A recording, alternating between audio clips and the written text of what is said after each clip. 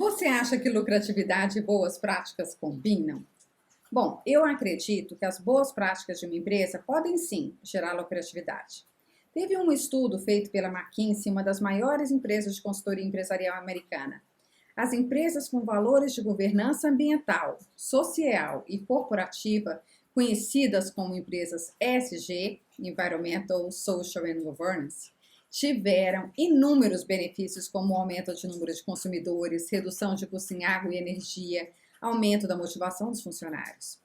A questão é que para que uma empresa seja classificada como ESG, ela deve atender a uma série de critérios. Na parte ambiental, a empresa deve ter uma forte atuação na conservação do meio ambiente, buscando reduzir emissões de carbono e o desmatamento. No quesito social, a empresa deve buscar diversidade e inclusão no ambiente corporativo, boas condições de trabalho para os seus funcionários e precisa também gerar um impacto positivo na comunidade.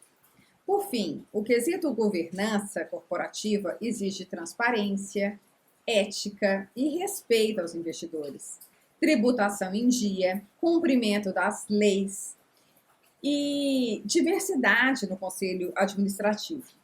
Atualmente, a empresa com maior pontuação em um ranking que classifica as empresas ESG é a NVIDIA, empresa sobre a qual mencionei no meu post sobre as empresas com maior aumento do lucro durante a pandemia. Eu não sei se você viu no Instagram, mas passa lá. A NVIDIA cumpre todos os critérios ESG e pode ser considerada um exemplo de que as práticas ESG favorecem a lucratividade de uma empresa. A falta de critérios ESG também já prejudicou empresas em diversos países. Em 2015, a Volkswagen foi acusada de utilizar um programa de computador que burlava resultados de testes de emissão de poluentes com motores a diesel, pois seus carros emitiam muito mais gás tóxico do que o permitido. E de acordo com um cálculo da revista Nature, o excesso das emissões poluentes de veículos a diesel teria provocado 38 mil mortes prematuras em todo o mundo em 2015. Nesse caso, a Volkswagen não atendeu aos critérios ambientais por produzir carros com altas emissões de carbono, não cumpriu ao quesito social por gerar um impacto negativo na comunidade e não atendeu ao quesito de governança corporativa pela falta de transparência e pelo descumprimento às leis.